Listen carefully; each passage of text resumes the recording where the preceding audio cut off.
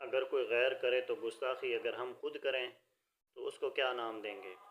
ابھی جو کچھ دن پہلے بچوں کے امتحانات ہوئے تھے اسکولوں میں، اور باہر آ کر انہوں نے کاپیوں کو پھاڑے اور کوشچن پیپروں کو پھاڑ کر نالیوں میں پھینکے، روڈوں میں پھینکے، ان کے بعد اللہ تعالیٰ کے نام لکھے ہوئے تھے، رسول اللہ صلی اللہ علیہ وسلم کے نام لکھے ہوئے تھے، بلکہ قرآنی آیات لکھی ہوئی تھیں۔